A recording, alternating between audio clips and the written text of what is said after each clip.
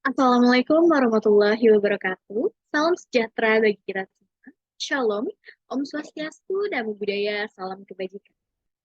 Yang terhormat, Ibu Dr. Al-Fatih S. Manggabarani SEM, SI, selaku dosen pengampu mata kuliah Manajemen Pemasaran Internasional kelas A.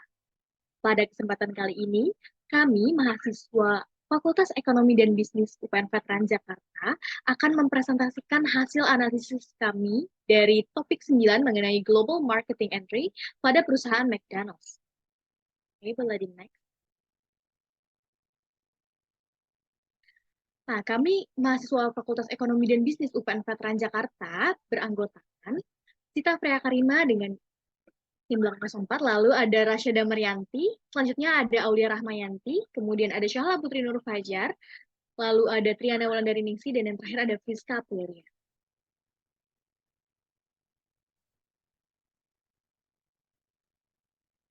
Oke, selanjutnya kita akan masuk ke daftar isi.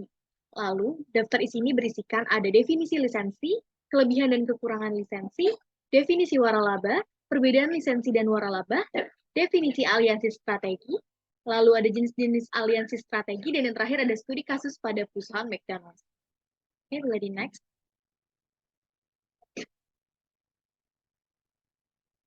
Selanjutnya kita akan masuk ke definisi dari lisensi. Nah, menurut Bastian Toffler and Jan Imber, yang menyebutkan bahwa lisensi merupakan sebuah kontrak perjanjian dari dua entitas bisnis usaha yang diberikan kepada seseorang yang memegang lisensi untuk hak paten, merek, dan juga hak milik lainnya dalam suatu pertukaran biaya ataupun royalti. Nah, menurut PH Collins, pengertian dari lisensi itu sendiri merupakan perjanjian yang dimana seseorang diberikan hak milik ataupun hak istimewa untuk memproduksi sesuatu ataupun menggunakan sesuatu tapi tidak dengan penjualan langsung. Oke, boleh di next. Selanjutnya kita akan masuk ke kelebihan dan kekurangan dari lisensi itu sendiri. Nah, untuk yang pertama, kita akan membahas mengenai kelebihan. Kelebihan yang pertama yaitu penerima lisensi dapat menggunakan merek dagang secara legal. Lalu yang kedua, pemberi lisensi akan mendapatkan royalti yang jumlahnya sudah ditentukan oleh kedua belah pihak. Lalu, pemberi lisensi tidak perlu mengeluarkan biaya untuk mengkomersilkan produknya. Dan yang terakhir, penerima lisensi akan mendapatkan kepercayaan dari konsumen, terutama jika merek yang dipakai sudah terkenal dan juga bereputasi baik. Kemudian kita akan masuk kekurangan dari lisensi itu sendiri. Nah, kekurangan tersebut yaitu apabila kesepakatan dilanggar oleh penerima lisensi, nah itu bisa menjadi pesaing dan akan mengancam keabsahan merek dagang pemilik dari lisensi itu sendiri. Kemudian jika lisensi telah diberikan, pemilik lisensi mungkin akan kehilangan kontrol akan produknya.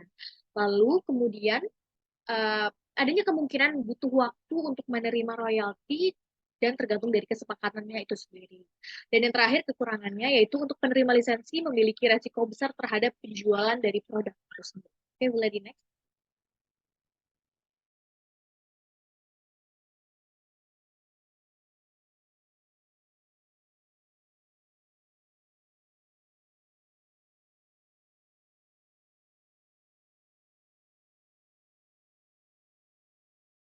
Oke, baik. Selanjutnya ada definisi dari waralaba. Dalam Peraturan Menteri Perdagangan Nomor 12 Tahun 2006, waralaba atau franchise dapat didefinisikan sebagai hubungan antara pemberi waralaba dan penerima waralaba di mana penerima waralaba diberikan hak untuk mengoperasikan bisnis. Jadi, penerima waralaba ini di mana diberikan hak untuk mengoperasikan bisnis dengan menggunakan hak kekayaan intelektual, penemuan, atau ciri khas usaha yang dimiliki oleh pemberi waralaba. Jadi hal ini penerima waralaba diwajibkan memberikan imbalan kepada pemberian waralaba sesuai dengan persyaratan yang sudah ditetapkan. Selain itu juga pemberi waralaba mempunyai kewajiban untuk memberikan dukungan konsultasi operasional yang berkelanjutan kepada penerima waralaba. Boleh di next. Selanjutnya ada kelebihan dan kekurangan dari waralaba. Kelebihannya itu yang pertama, memulai suatu bisnis baru dengan cepat, lalu tidak perlu membangun suatu brand dari awal. Selanjutnya ada kekurangan dari waralaba, yaitu terkait perjanjian, lalu sistem franchise juga bukan jaminan akan keberhasilan, dan yang terakhir, franchisor juga dapat memutuskan atau tidak memperbarui perjanjian. Boleh di next. Selanjutnya ada perbedaan lisensi dan waralaba. Perbedaan lisensi yaitu lisensor bertugas untuk mengajarkan kepada pembeli lisensi tentang bagaimana caranya memproduksi, kemudian mereka akan memungut royalti. Lalu di waralaba, franchisor itu harus membuat juga suatu konsep bisnis yang nantinya akan digunakan oleh penerima waralaba. Lalu lisensor juga tidak mempunyai kewajiban dalam membimbing dan mengawasi penerimaan lisensi dalam menjalankan kegiatan operasional bisnisnya. Kalau waralaba itu, franchisor akan memberikan bimbingan dan pengawasan operasional bisnis yang dijalankan oleh penerima waralaba atau franchise. Boleh di next? Oke, baik. Selanjutnya akan dijelaskan oleh rekan saya, Sita, kepadanya dipersilakan. Baik, terima kasih Rasya atas kesempatannya. Di sini saya akan menjelaskan mengenai definisi aliansi strategi. Jadi yang pertama itu ada menurut Parke pada tahun 1993. Aliansi strategi merupakan persetujuan kerjasama suatu perusahaan dengan perusahaan lain yang berlangsung secara relatif, meliputi aliran dan keterkaitan sumber daya dan atau struktur governance dari organisasi yang otonom. Jadi, aliansi strategi adalah kerjasama antara dua bisnis atau perusahaan untuk mencapai tujuan bersama yang saling menguntungkan. Tujuannya itu untuk memperkuat kedua merek, meningkatkan pangsa pasar, dan mendapatkan hasil yang mungkin tidak dapat mereka lakukan sendiri. Next. Jadi di sini ada jenis-jenis aliansi strategi. Yang pertama ada joint venture. Joint venture itu adalah aliansi strategi yang di dalamnya ada dua atau lebih perusahaan yang membuat perusahaan secara legal dan mandiri. Yang kedua ada equity strategic alliance. Jadi pengertiannya itu ya adalah aliansi yang dimiliki oleh dua atau lebih perusahaan dengan persentase kepemilikan yang berbeda untuk membentuk perusahaan secara bersama. Yang ketiga ada non-equity strategic alliance. Definisinya sendiri adalah aliansi strategi dua atau lebih perusahaan dengan hubungan kontraktual guna menggunakan sebagian sumber daya dan kapabilitasnya. Dan yang terakhir ada Global Strategic Alliance. Aliansi strategi ini di dalamnya terdapat suatu kerjasama secara partnership pada perusahaan yang lintas negara dan juga lintas industri. Next.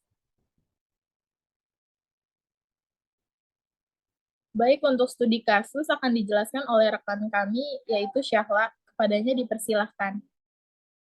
Baik, terima kasih Sita. Di sini saya akan menjelaskan mengenai studi kasus lisensi waralaba McDonald's. Nah, McDonald's ini biasanya menawarkan perjanjian lisensi waralaba selama 20 tahun. Model waralaba McDonald's telah menghasilkan profitabilitas, pertumbuhan, dan mitigasi risiko selama bertahun-tahun. McDonald's memiliki campuran waralaba dan toko memiliki perusahaan. Nah, proses untuk memperoleh lisensi waralaba McDonald's itu melibatkan beberapa tahap. Nah, calon mitra harus mengajukan aplikasi kepada McDonald's dan melalui proses seleksi yang ketat. Kemudian kriteria yang dipertimbangkan termasuk pengalaman bisnis sebelumnya, ketersediaan dana yang cukup, serta komitmen untuk menjalankan bisnis sesuai dengan standar McDonald's menurut pedoman McDonald's diperlukan minimal $500.000 dari sumber daya pribadi yang tidak dipinjam untuk mempertimbangkan untuk waralaba. Kemudian ada perjanjian waralaba McDonald's, perusahaan mengadakan perjanjian dengan waralaba yang kemudian mengoperasikan restoran atau sekumpulan restoran. Menurut McDonald's, sekitar 93% tokonya dimiliki dan dioperasikan oleh pewaralaba pada akhir 2018. Kemudian jangka waktunya itu setiap waralaba perusahaan memiliki perjanjian lisensi waralaba standar 20 tahun. Selanjutnya akan dijelaskan oleh rekan saya yaitu Triani. Baik, terima kasih Syahla atas kesempatannya. Selanjutnya itu ada studi kasus aliansi strategi McDonald's. Jadi, McDonald melakukan strategi aliansi dengan perusahaan-perusahaan di tiap negaranya masing-masing. McDonald melakukan aliansi dengan Coca-Cola Company pada tahun 1955 pada saat pertama membuka restoran di Des Plaines dan mereka membutuhkan minuman. Atas dasar ambisi yang sama, yaitu memperbesar pangsa pasar di Amerika, Dewan Eksekutif McDonald dan Coca-Cola menyetujui kontrak ini. Strategi aliansi ini memberikan kesuksesan kepada kedua pihak. Hal ini dibuktikan dengan pencapaian McDonald saat ini memiliki lebih dari 35.000 restoran, melayani lebih dari 70 juta orang, lebih dari 100 negara di dunia. Oke, next slide selanjutnya akan disampaikan oleh Friska, saya persilahkan.